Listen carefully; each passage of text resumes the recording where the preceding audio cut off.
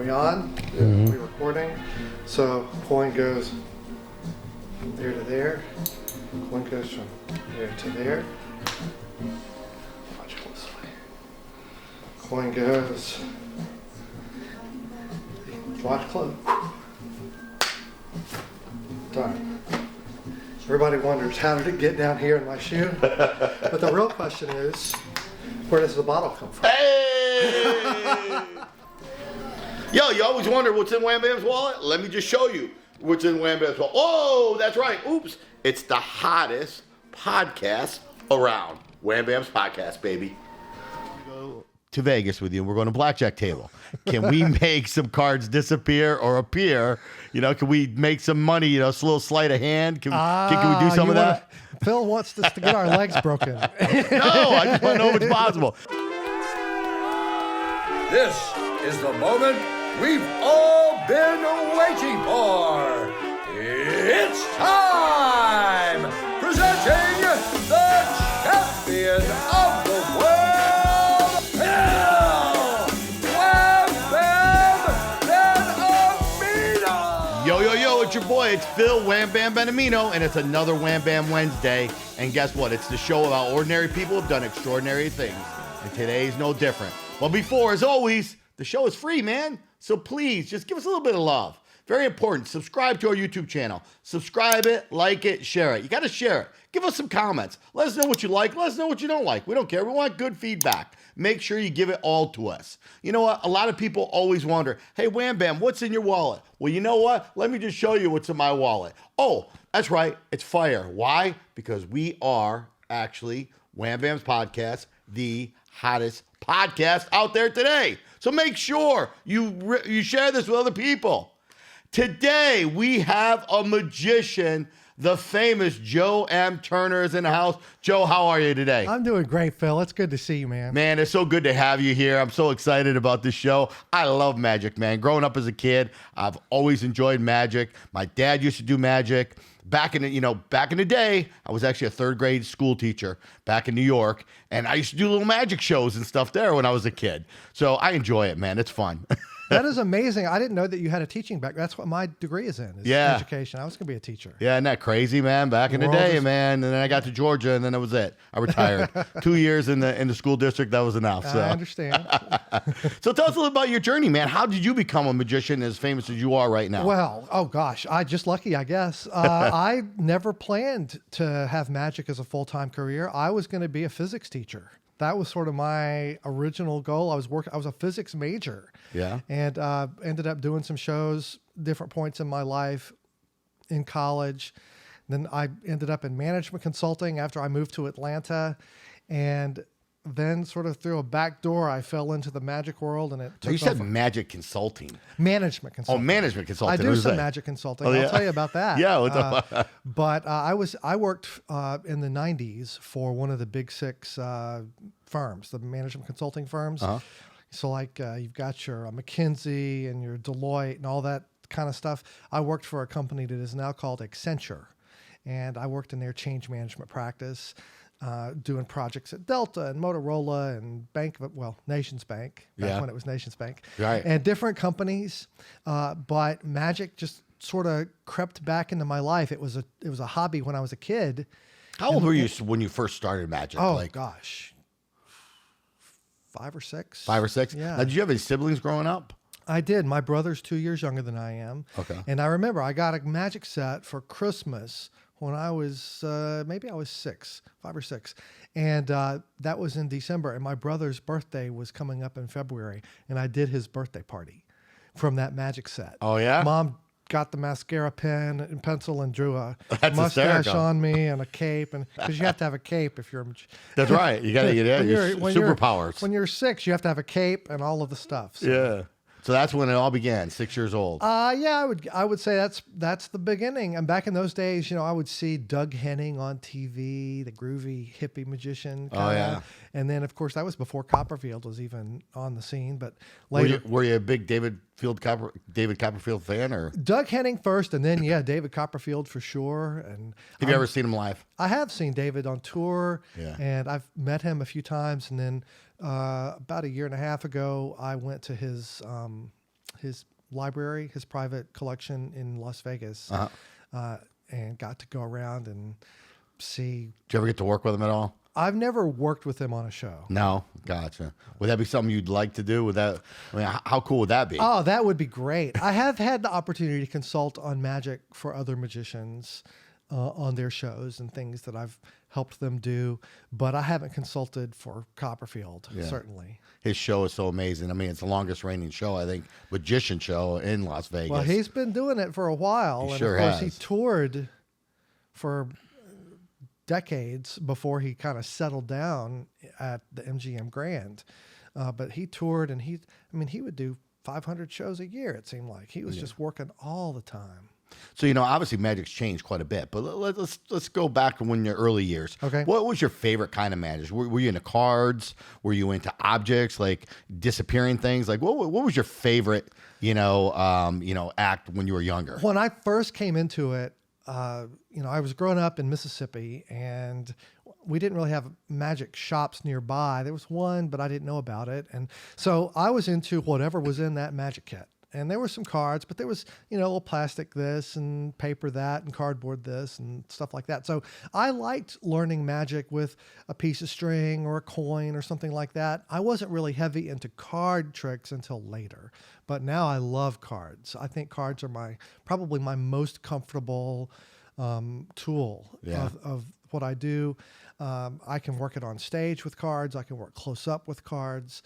They're just convenient. They're universal. You can pick some up in any drugstore in the world. But aren't there a lot of different special decks, though?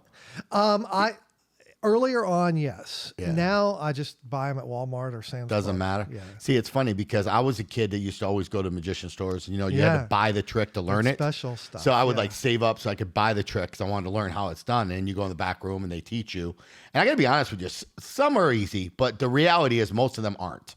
And even after they teach you how to do it, it's very hard to actually navigate and actually be able to do it. So you have a true skill there. Well, I think it's like any performing art or athletics or even business.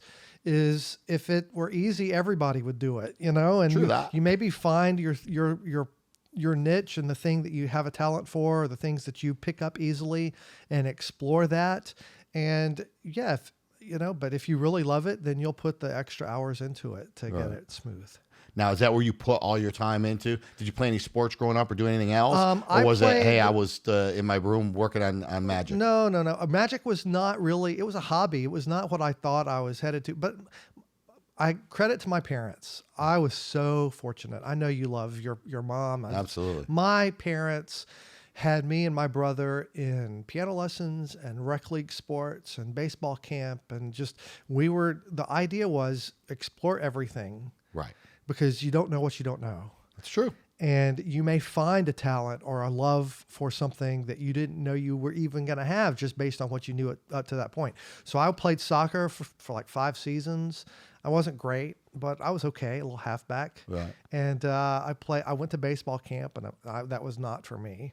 But you go through the things. I took piano lessons, and that I did do professionally. I continue to play professionally. Piano? You played piano? I play the piano. Oh, really? Can you sing? compose. You must be able to sing then. I sing and play. Yeah. I did a musical theater, a lot of musical theater. Gotcha. So- Well, that must have helped you being a magician too, though. Absolutely. Well, besides just the physical piano playing and just the dexterity crossover between piano and magic, just the amount of theater that I did and just performing and being comfortable on stage played into a successful career as a speaker and performer too. That's great. Yeah, I've actually been around theater quite a bit. My sister's actually a director. She's directed plays her whole life, still does. Started Theater 444. Big shout out to her out there in New York. Still doing that stuff. And in fact, a couple episodes ago, we did the Lion King. Oh, there the you actual young Simba was on our podcast as well, which is pretty cool. So, but theater does encompass something different, and it brings something out of you that a lot of people have, but they just don't know how to bring out and stuff. So being in your performance, I know, like even doing our corporate events, you came and did our corporate event. It was so awesome. But the amount of not just the tricks that you did, but the way you interacted with people. You remembered everybody's name that walked in that day. And we had 30, 40 different people, and you remembered every single one, and then you incorporated them all in your show. I just thought that was amazing, man. Well, I think that magic is a very special branch of the performing arts, a very little interesting corner of the world of theater. And it's different because, when you're doing a musical, you're doing Lion King or Guys and Dolls or something like that, you have that fourth wall, you have this sort of imaginary world that the audience has entered into. But with magic, there's the suspension of disbelief, but you're still the same guy they were talking to at dinner. And so it's not quite this, you've put off the old and taken on a whole new character. They're still expecting you to be you. And magic is this sort of theatrical overlay onto the real experience. And to make that work, it's just interpersonal communication skills, remembering people's names, speaking clearly, just trying to relate to people. Yeah. It's all very important. It's for salespeople, for business people, for performers and speakers. That's just a life skill. Hey, folks, this is WamBam at WamBams Podcast. I want to take a moment to thank our major sponsor, Cost Plus Processing, the leader in merchant processing. If you're a business owner and you're accepting credit cards or need to accept credit cards, reach out to Cost Plus Processing at 1-855-391-9190. That's 1-855-391-9190. And find out why they are the future in merchant processing. Now back to the show. When did you realize that, I'm actually really good at this, and maybe I should try to pursue it and make a little bit of money at it? I was in my late 20s, approaching 30, and magic had sort of weaseled its way back into my life. I was at church, and the how they come in and I don't mean this in a bad way, but they sort of guilt you a little bit and say, we really need help in the children's this or the, and so if you haven't signed it, so I went in there to help with the kids one time, and I just was overwhelmed. I studied to be a physics teacher. I was like a high school kid. Right. All these little kids, it was just like a zoo in there. And so I reached in my pocket and I pulled out a coin. And immediately, and I did some magic, and suddenly I had attention, and I was like, well, this is, so I started doing magic, and over time I found there's a couple of magic clubs in Metro Atlanta that I got involved in, and I'd love to tell you more about them. Yeah. But I started going there and learning more and more about magic and doing shows, and I got invited to do some magic for a corporate event by a buddy at the club, and I was like, for a corporate event, magic? This is the first time you ever I had never thought of magic for corporate. Okay. For me, magic was either birthday party or Las Vegas. Right. I didn't know there was like other stuff that you Sure. could do with it until I got involved with the magic clubs in Atlanta. And when I found out you could do magic for corporate groups, I was like, I have found the promised land. I felt so good about that.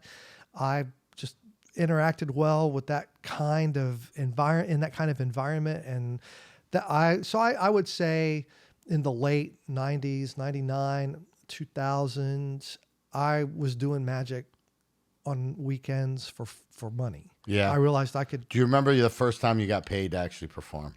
Well, I was a kid when I got paid to do How old? a birthday party. I was probably 12. 12 years old? Yeah. Somebody threw you a little coin. Doing the birthday party for the son of a waitress at the Chinese restaurant that we would always go to on Friday nights. She found out I did magic, so she hired me to do her kid's birthday party, and paid me. And I was like, yeah. well, okay then. All right.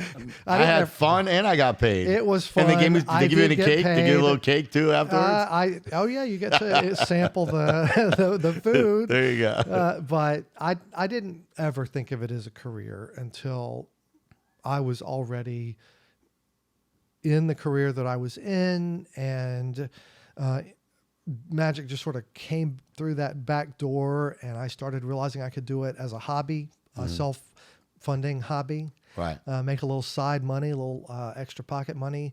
And then my employment circumstances changed. By then I had left the consulting firm. I was working for Bank of America, and they wanted us to move to Charlotte. And I love Charlotte. Charlotte's good. It's great. But we didn't want to leave Atlanta. Charlotte was even further from my wife's parents and my parents. My parents are in Mississippi, where I grew up. Her parents are outside Memphis. And so Atlanta is already a long drive, and we didn't want to move further. And honestly, with all respect to the people I worked with, finance and banking doesn't resonate with me at all. I Sure. have no. Didn't fill you up. It wasn't for me. Right. And I was okay with the people, but I just couldn't care less about the work I was doing. And so the opportunity to say thanks, but no thanks on moving to Charlotte, I'll find something else. I started just doing magic more and more while I was looking for other work. So it sounds like that kind of forced you into doing more of the magic. It gave me the opportunity to do more. I was looking for other corporate jobs at the time, but there was like this post.com bubble burst and nobody was really hiring. And the jobs I was getting offers for, I was going to end up taking a little bit of a pay cut compared to what I was making for the bank anyway. So I was like, well, if I'm taking a pay cut anyway, I'm going to try this Right. for a while and see try what it. happens. And then that was 2000. Yeah. You know, it's funny because I say this all the time. It seems like it keeps coming up on my podcast is that sometimes, you know, you have this vision for your life, but actually life actually finds you and what your vision is supposed to be. I think you know? that there's a lot of truth in that. That, you know, we all have gifts and talents and resources that we draw from, and we kind of get used to lining them up and stacking them up in a certain combination, and we think that's what it's supposed to be. But, you know, life has turmoil and change and crises that come along, and it shuffles up the deck you're working with, I guess. And then you realize, well, wait a second, this other combination of things works pretty well, and I feel a lot better about myself when I do things this way instead of that way. And I felt so much better about who I was as a husband and as a father and as a human being after I left the bank. It's awesome. So Yeah. So you knew that, okay, this is my new home. This is what I'm supposed to do. This is definitely better. This is what I'm supposed to do. And in the ways that count the most, it was better. What was it like, though, doing shows? You ever have any scenarios, especially the first few when you first started saying, okay, this is, you remember, look at, you got that look. I want to hear about that. I want to hear about the good, the bad, the ugly, the sad, the happy. Tell me it all. Well, I mean, live theater, there's always mistakes. Yeah. And that's what I do. Every show I do. Yeah, but you can't edit a mistake in a show. You're in the show. There's no in editing. a live performance, It's live. you realize sometimes you just, over time, you learn what we call outs, right? You learn your outs. And if this happens here, I can save it by doing this. If this happens here, I can save it by doing that. Plan B. If I have a volunteer who's uncooperative, well, how can I gracefully excuse them and get someone else involved? You kind of learn. Get I your never sea thought legs. about that. So you talking about bringing somebody up on Yeah. stage and trying to have them, Right. help you, and they're not so helpful. You learn over time Pick that somebody drunk, certain somebody people else. that you look for and certain characteristics, and you just sort of have a feel, but you're never going to be 100%. And you may get someone up who seems the perfect person for this thing you're doing, and you bring them up and no, maybe they didn't mean to be a jerk, but for some reason, they just aren't vibing with you in the way that you're trying to do your show. And you realize, okay, I've got to make a change here, but how do I do it in a way that saves face for them? Doesn't make me a bad guy. Right. Keeps the energy of the show up. And so maybe there's an intermediate step that they can help you with. And then you can thank them for their help and let them go. And then you get someone else to continue. Right. So you learn the ropes about doing these things. See, there's so much that goes in it. People don't get. They don't see the behind the scenes of what it takes to get a show ready. Oh, someone raising their hand and begging you to pick them, Yeah. don't pick them. Don't make that little one. Don't make. Find someone who's a little more restrained. They're probably going to follow directions a little more closely. But like I say, this is flight time, right? It's same thing with dance, same thing with baseball, basketball, same thing with whatever you do, whatever you play, the number of hours that you have in the cockpit, right? It's like Penn and Teller talk about flight time on stage, but it's the same in every profession. The amount of just hours of experience that you've got solving problems in real time, you can read that and learn from other people's lessons, and you can absorb that, but it's not the same as living it. And so you prepare the best you can.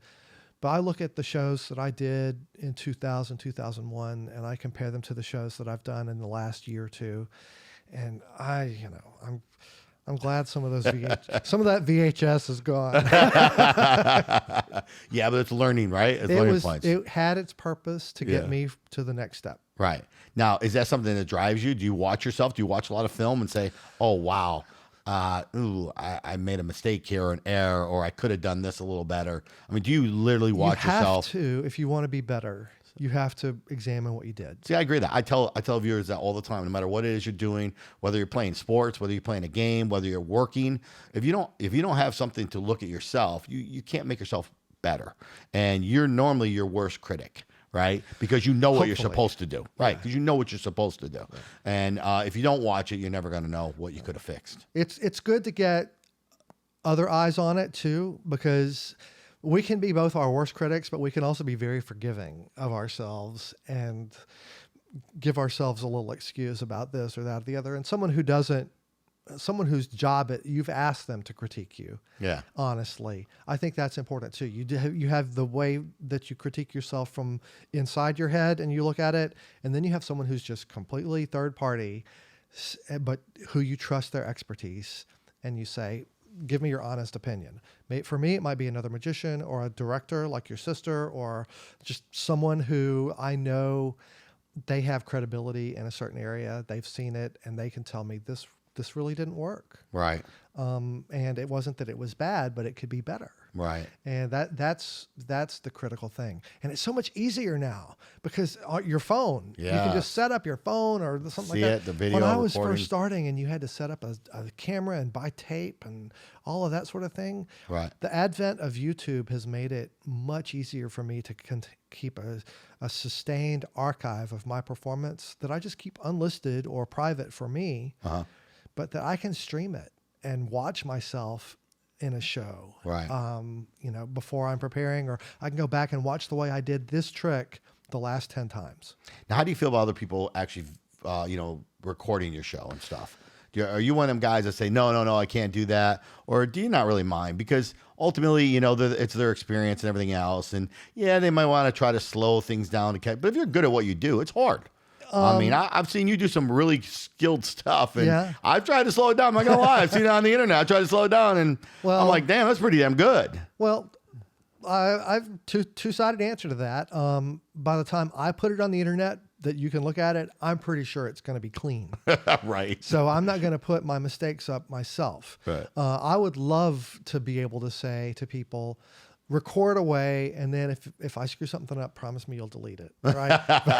but the real life is what it is, and people are going to record even if you ask them not to. Right. I don't want them to record me so much for the protecting of the recording, but that I hate for them to experience it through the screen instead of watching live, and just being present in the theater of the moment, right? Instead of and I'm guilty of it. I've watched my daughter dance or my son perform, and I've like, why am I watching it through this camera instead of experiencing it myself? I'm missing out on a certain level of the experience. Yeah. So I encourage people to take all the pictures they want.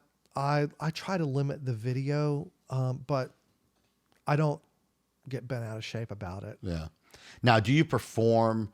I know you perform all different, like you do close up, you also do on stage and everything else. But what is your preference? What do you enjoy doing more? Is there a preference? Do you care one or the other?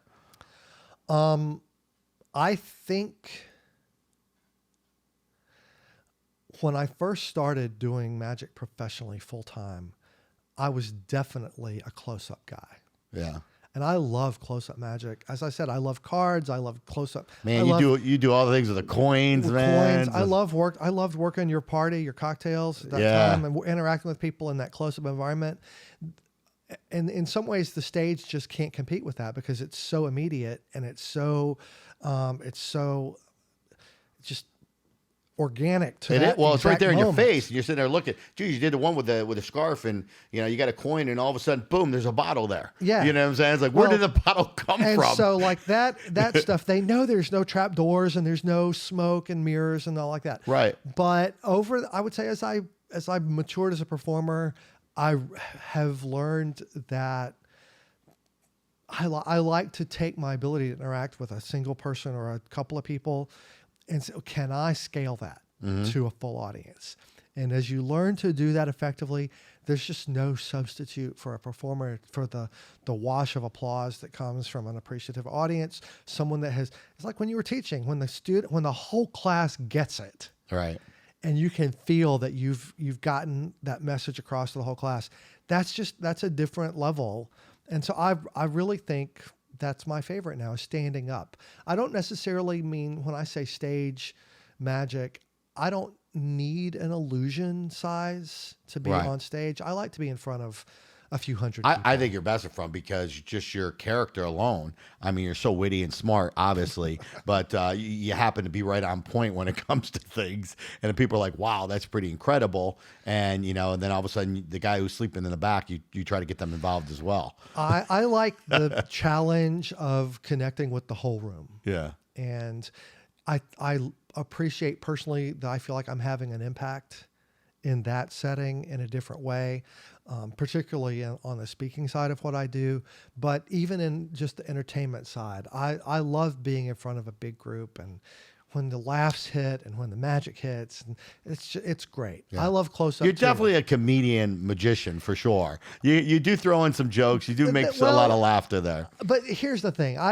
There are comedy magicians. Yes. And comedy is like, they make that the first word of what I'm a comedy magician. It's a comedy magic show, comedy.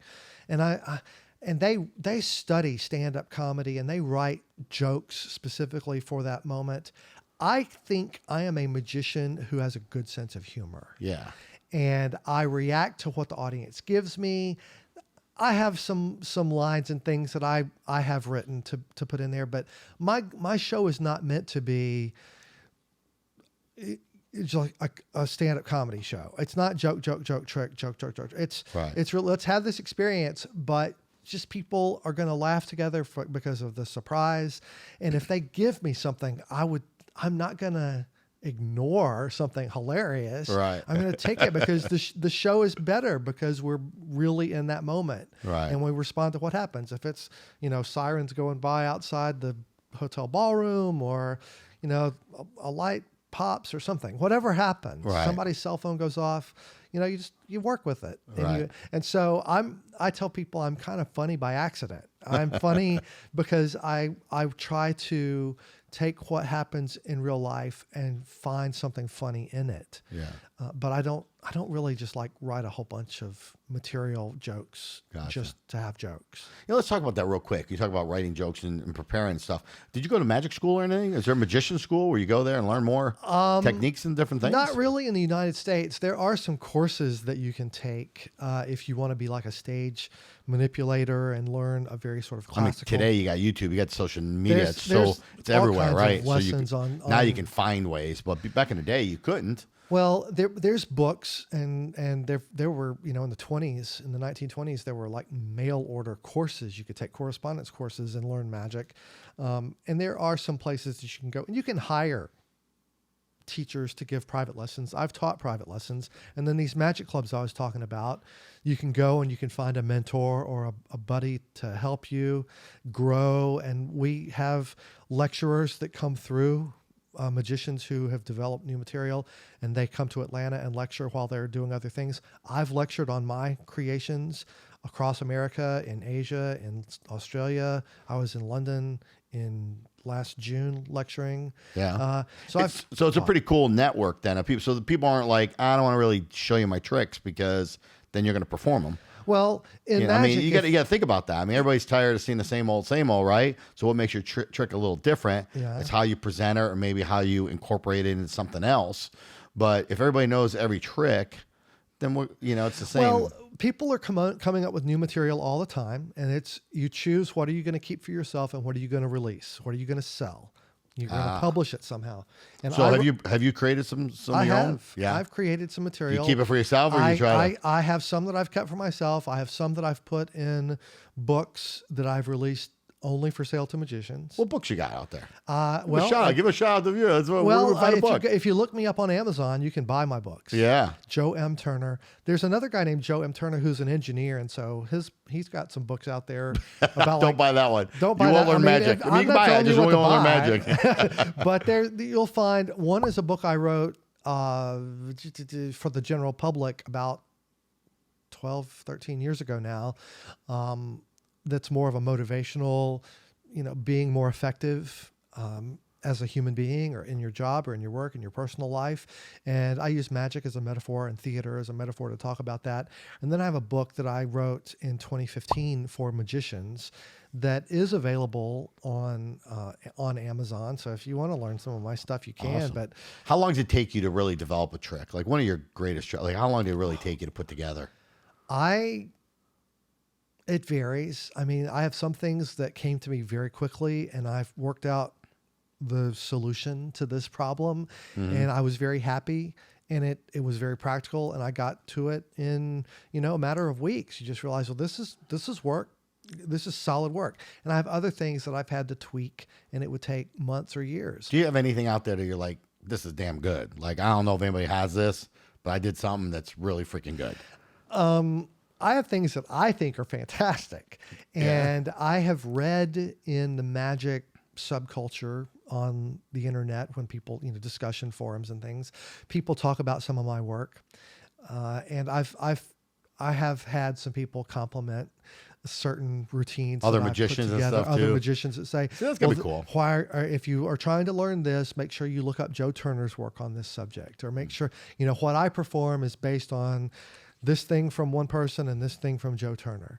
And so I know that my teaching and my work has had a somewhat of an impact. If you think of it in terms of music, we have magicians who are songwriters and we have magicians who are singers. And once in a while you find someone who's a singer-songwriter. Right. And there's plenty of great magical thinkers who write great songs that you've never seen on stage. You never will. You'll never hear about them. But all the magicians who are performers realize if that person publishes something, I want to read it. Yeah. Because they come up with the great stuff. Yeah. Well, you know what? Thinking about that, obviously you show Penn and Teller. I'm sure you've watched, right? Fool Me. I have seen it. So they have the Fool Me show, which is in Vegas. Penn and Teller go out there. The magician goes on there and they try to fool Penn and Teller. Right. Do you have any magic? Do you think you can fool Penn and Teller? I have two things that I have submitted. Yeah. That I do think have a shot at fooling them. Yeah. But the first one I submitted. Let's manifest that. What would it be like? You're on Penn and Teller right now. You're doing your magic. And all of a sudden you fooled them. I think for me the major benefit would not be to fool them, but just to get on the show. Yeah. I think that's the I have some questions about some things that have fooled them, about whether they're really fooled or not. Teller is an amazing scholar of magic. I've talked to him. I've met both of the guys. Yeah. And he does speak. He actually has a voice. Oh, absolutely. He was a high school Latin teacher. Yeah. He taught Latin before he was in magic full time. And super smart scholar. I've read some of his work. And some of the things that have quote unquote fooled them, I'm like, I think they're stretching the definition of what fooled them. And all that being said, I think there's an amount of, they have to make certain things good television. You want the show, the audience has to enjoy the show. True. And that means somebody's got to fool them, or else Once in a while. Why do we do the show? Once in a while. And so, but that being said, I created something more than 10 years ago now that I think would fool them, but it's too long to go on the show. I sent it in because the guy that in those days was booking the talent for the show in like season 2, season 3, he said, you should send this in. And I did. And they came back and was like, can it be shorter? Right. And no, I didn't have. How long is it? It was close to 6 minutes. 6 minutes. It was just too long. Yeah. It was really.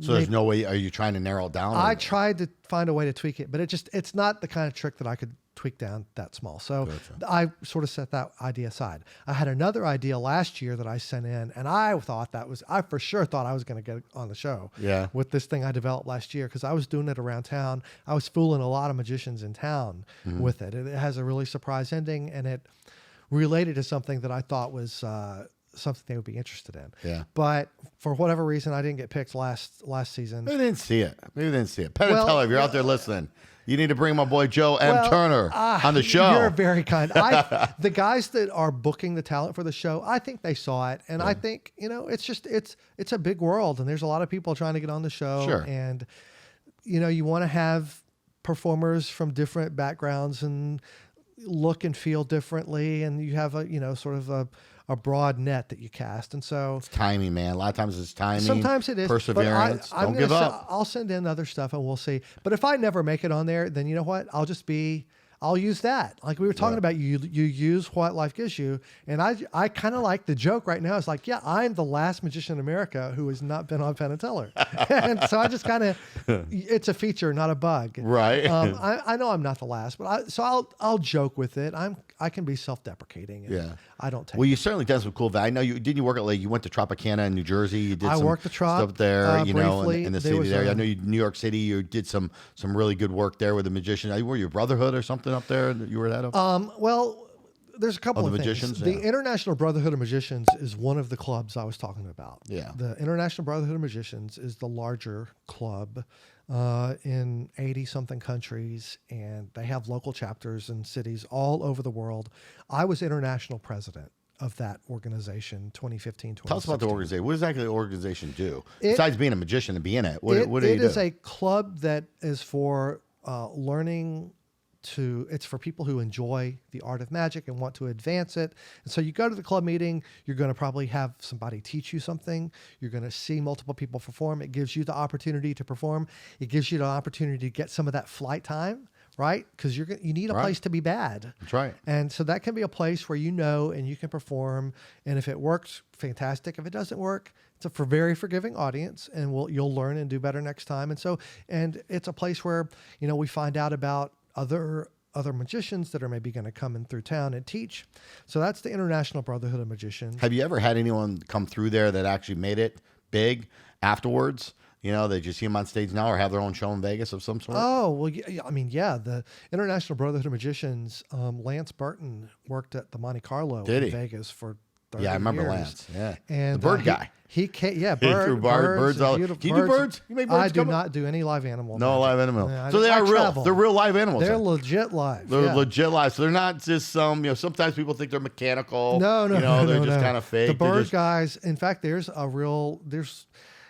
have a friend who was really active in sort of animal safety in magic. And just sort of making sure it's like, make sure the when bird's they see a bird magician, they make sure they're handling them well. And if they don't, they'll go back and sort of say, you've got to do this differently. Everybody's always trying to pick on everybody, though. Well, but to a certain extent. he invested a lot of money in saving endangered species. His name was Bill Kress. He died last year, but he was a great magician. He lived in Georgia, but he was very much an advocate for just the proper treatment. Do you know how they do that with the birds? How they come and go? Oh yeah. So you could do it if you wanted to. I would have to practice it. I mean, it's not a technique that I've studied, but I know the mechanics of how it works, and I admire those who do it.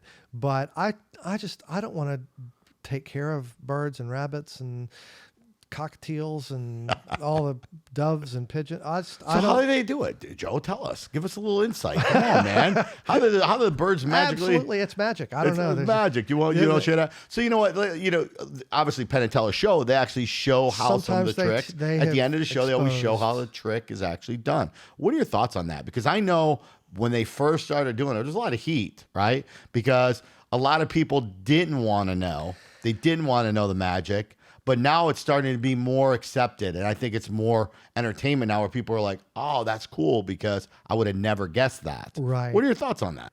Hey, folks, this is WamBam at WamBams Podcast. I just wanted to let you know that we've launched our website and merchandise is now available to you. That's right. We have hats. We have T-shirts. We have hoodies. The hoodies have been going off the shelf already. The Stay Positive hoodies. That's right. Stay positive, folks. And keep testing negative. As you know, go to our website at www.wambamspodcast.com. That's www.wambamspodcast.com. Now back to our show. Well, first of all, nothing sells tickets like controversy. And so I think they made a decision to quote unquote expose some magic.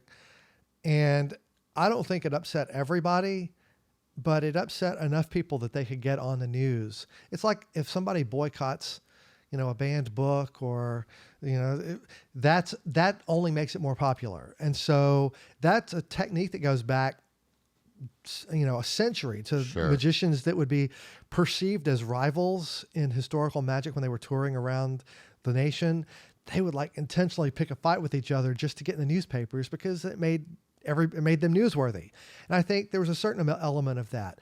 I'm not in favor of exposing magic just to tell people how it's done for no reason, but we say the door to magic is closed, but it's not locked. If people are willing to make the effort to go to the library or, search out the magic specifically, it's not being shoveled to them in primetime television, but they've I really want to learn that. And they put the effort to do some research and find it. They're going to find it, and that's fine. That's how we get people interested. Right. And so people are welcome to come to the club meetings in Atlanta. Yeah. The International Brother Magicians, the Society of American Magicians, they have a local chapter in Atlanta too. And they meet, each one of them meets once a month, different days. And people can come and be guests and they'll learn magic. But it's not because they just happened to see it on a billboard when they were driving by. It's because they made the effort to go learn. Right. And that's what I think is the line for me between something that's just sort of blatant exposure of magic for no reason. I've seen TikToks and stuff where somebody does a trick and exposes it and there's no reason for it except they're just chasing the clicks. There's no benefit to anyone. Nobody sought that out to learn that trick. You just did it so you could get more eyeballs on your reel. But someone who does magic and then you have to subscribe to their channel and maybe you pay a fee to get on their list or something and then you learn some magic, well, you've got some skin in the game now. You've done some work, you've done some research. I don't have a problem with people teaching magic. Yeah. You do a lot of teaching now? Not at the moment, but I have taught magic camps and classes, and I've spoken in colleges to classes of people and talked about magic and just taught a simple trick. What would be a trick you would what would be the first go-to trick that you would teach some kid or somebody younger that wanted to be a magician? It depends on how old they are. I remember the first trick I ever learned. I was taught a coin trick by a Sunday school teacher back when I was in school and some Sunday, and he did this trick where he made a nickel disappear and it reappeared in his ear. Oh. And I was like, what the heck is going Where'd on that here? go? And he taught me that trick. And so if I find someone who I think has an interest in sleight of hand, I'll teach them that. If I find someone who wants to just learn a really simple card trick, I'll take a beginner principle that you would find in almost any book in any library and show them how that trick would work, how you could have somebody take a card, put it back in the deck, and you could find the card. It's not showy. It's not flipping the card out and catching it in the air like you've seen me. Right. But it's just it's. Man, we got a pan to pop that one up, man. You got to pop that one up with the whole card, man. The King of Hearts. That was pretty crazy. But it's a step. You don't start in ballet in the New York Ballet. You start in ballet at Dottie's dance studio. Right. You don't start in magic with the stuff that's going to get you on Penn and Teller. You start with these very basic principles and you learn. It's like T-ball. You start where at the beginning and progress. So. That being said, there is a lot of obviously TV shows, a lot of opportunities now. You got America's Got Talent.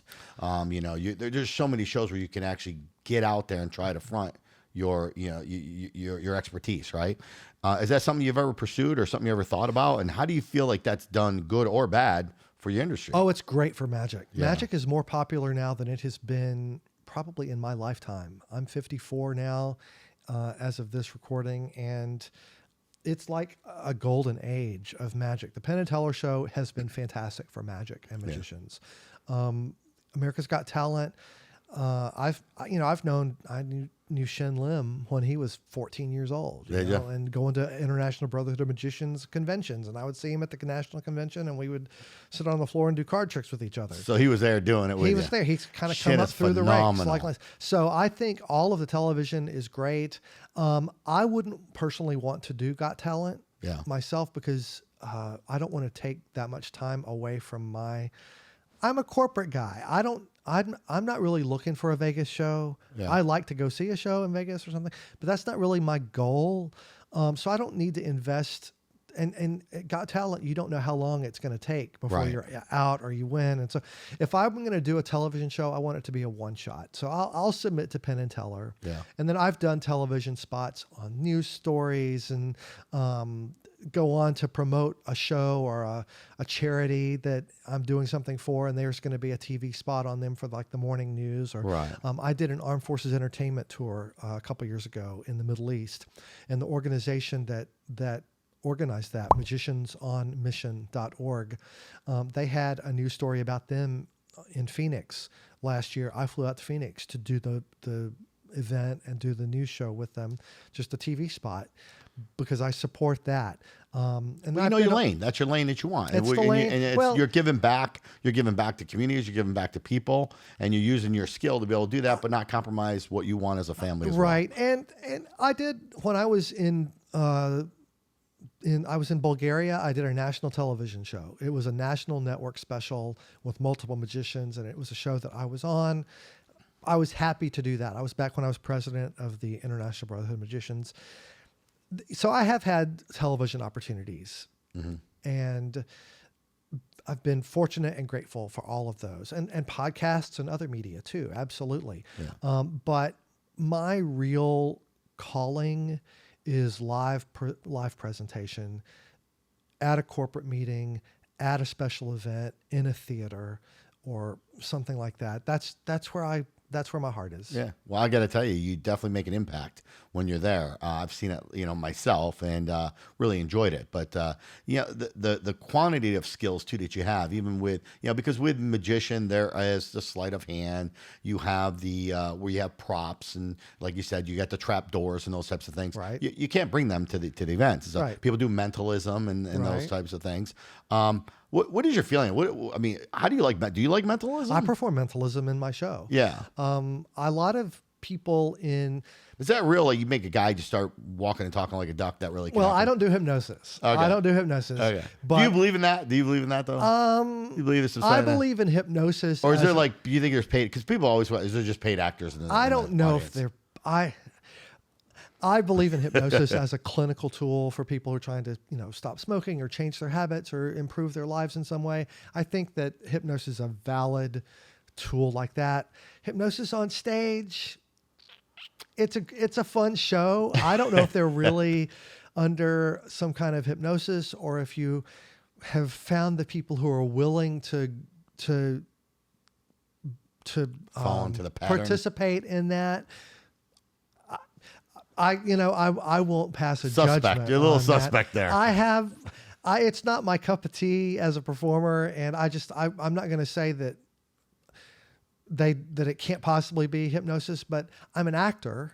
I've been in musical theater and I've worked on stage, and I can tell as an actor if somebody's acting for real or if they're just sort of indicating and going through the motions. And to me, I see a lot of hypnotized subjects that seem like they don't really believe it. Right. They're just going through it but maybe I've just been at the wrong shows. I hear you. I won't criticize everybody, but I have my doubts about it. But I think it's a fun show for people who, people are looking for opportunities to get rid of some of their inhibitions and maybe show out in a way that they would be too restricted. And that's sort of like their excuse to loosen up and quack like a duck or something. I don't know. So if that's bringing them joy, bless their hearts. Yeah, that's fine. So what's next for Joe Turner? What's your future? Obviously, you've done so much in your career already. You've made a big impact in a lot of. You're doing all the corporate events that you enjoy and love. But do you have anything happening for the future besides trying to get on Penn and Teller? Listen, Penn and Teller, get them on there. Oh, that's Penn and Teller and the people that choose talent for their show, they're great. I am working on some new material. I have a keynote. I do a speaking engagement where I talk to organizations. I take some of that management consulting experience and I combine it with some showbiz, and I talk to them about how principles from performing arts and the theater and magic and specifically can affect the way they do business and affect the experience that they give to their customers. So I will use magic and talk about customer experience. I'm working on some new keynote material for that, as well as a different topic. I do intend to continue to perform for a long time. I love it. I love to perform and speak. I do magic consulting. I consult on the use of magic for film, theater, and television. And in fact, also for, I won't give it all away, but I will say that if you like marching bands, there may be a marching band in the Southeast doing a halftime show next fall that might have a magical theme. Yeah, And they might have called someone to consult on it. There you so go. we'll see. So the opportunity to use magic and let magic have its presence in other, I consulted on magic for the Nutcracker several times, different productions of the Nutcracker. And all right, so I need to ask right now, because I need some consulting with magic. I want to go to Vegas with you. We're going to blackjack table. Can we make some cards disappear or appear? Can we make some money? A little sleight of hand. Can we do some of that? Phil wants us to get our legs broken. No, I just want to know if it's possible. Well, you know what? Let me ask you something. Because they talk about the cheats. They say a lot of dealers that work for Vegas and stuff is cheating with the dealers, right? The dealers they have a sleight of hand. are the ones so you have to believe in watch. that. So that really truly could happen. Like if you're not that you would do that, because I know you wouldn't, but I'm just saying if that was a job, you could technically do that as with sleight of hand to manipulate the chords. They hire people like me, but who have even more deeply derived expertise in gambling sleight of hand. They hire people to watch the cameras and find the players and the dealers who are cheating. And that's why you've got the shoes and the way they don't let me shuffle the cards, right? They're not going to let me introduce cards in or take cards out or anything like that. Nothing obvious.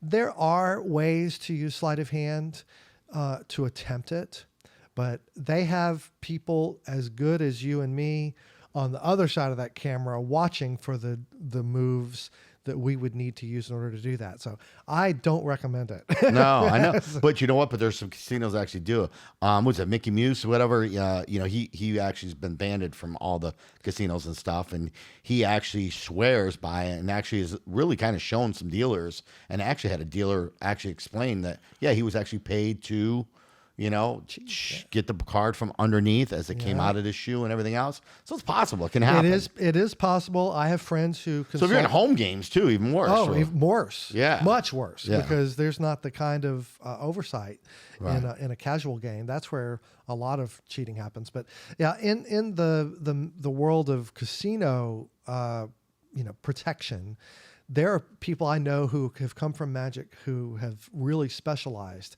in gambling sleight of hand and the security that is needed to be in place. And people still find ways around it, but it's very tightly scrutinized to keep people from doing that. No, I definitely believe that if you're on the other side of the table, you don't want to try it, even if you're good at it, but there are people that are actually paid with the casino that actually do it. Desperation causes people to do things that maybe they wouldn't have tried to do otherwise. They think I'm a magician every time I go there. My money disappears. I don't know where it goes. I had a friend who was banned back before the internet. He was doing just counting cards. He was expert counting cards for blackjack. And he ended up working for a cartel that would send him to different casinos around the world and with a certain process that he had to use to go in, play for this amount of time, come out. And they supplied him the money, and whether you're ahead or behind at this time, you finish and you come out.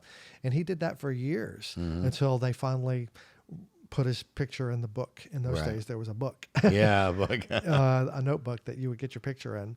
And he was excused from doing that any longer. All right. Wow. So, growing up, a lot of kids obviously out there wanting to be magicians or kind of tinker with it. Some people get bullied about it or made fun of and stuff. What do you say to them kids out there today that want to become a magician and stuff? Obviously, you've been very successful with it. Wasn't something that you really, like you said, it was a hobby growing up. Wasn't something that you really kind of pursued. It just kind of happened. Yeah. But what do you tell a kid that, gets bullied or something like that by that? Well, the good news is I think getting bullied for doing magic is much rarer now than it might have been in the 60s or 70s or even in the 80s, because magic is so popular. Yeah. And if you can do a trick, you're probably less likely to get bullied than you might have been before. If you were just a nerdy dweeb like I was just a little, but if you're getting bullied for any reason, one of the great things about what I do is I get to pick my audience. And I would if that person is going to react badly to the magic that I do for them, then they no longer have access to my gift. Magic is a gift. It's a gift that you give to the people. And if somebody doesn't want your gift, I just don't give it to them. There you go. Well said. Well said. Yeah. That's their loss. Right.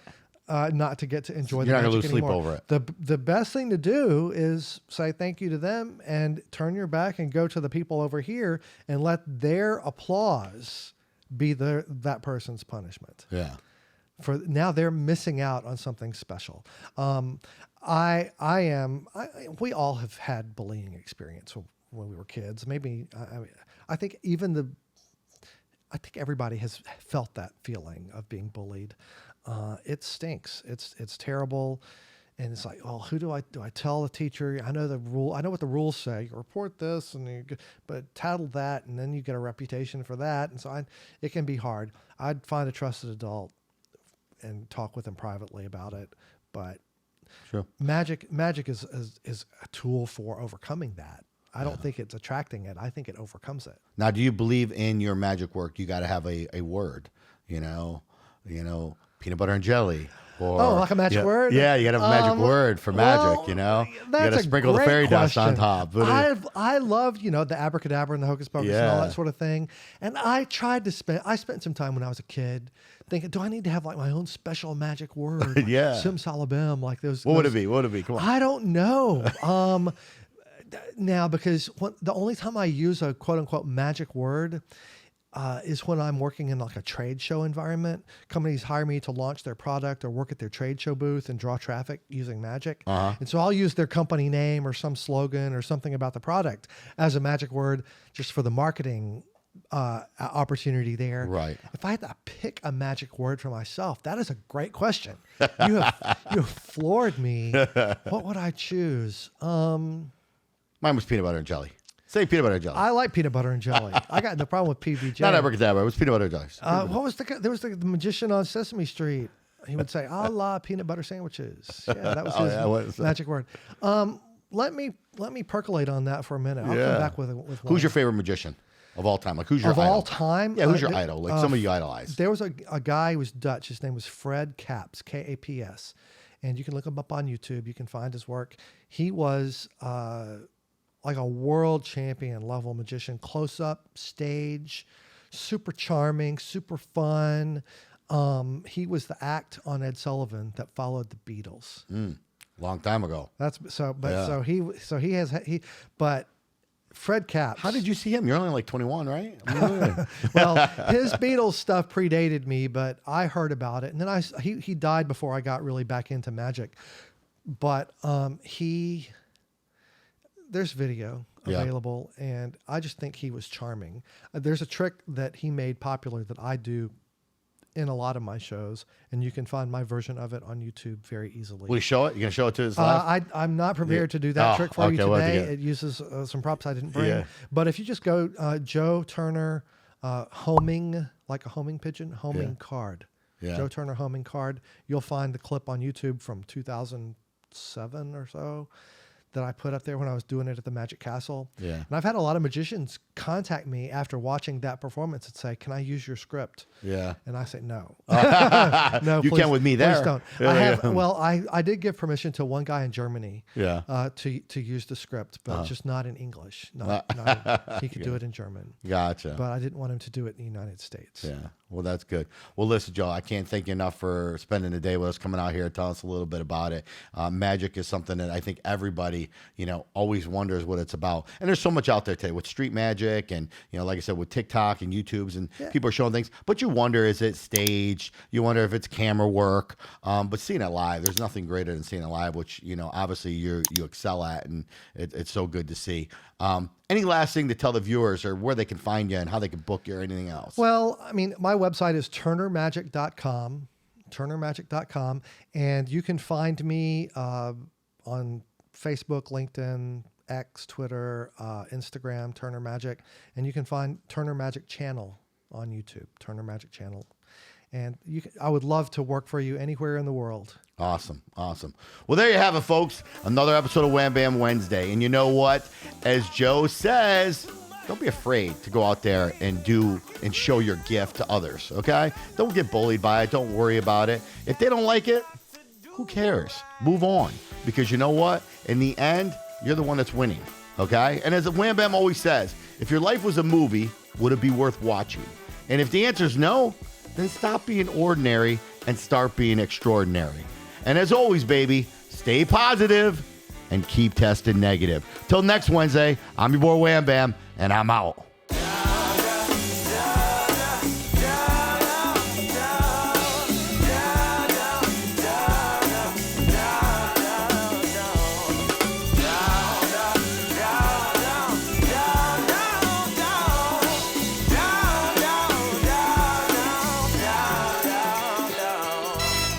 This podcast was brought to you by Cost Plus Processing, the leader in merchant processing. Call 1-855-391-9190 and find out why they are the future in merchant processing.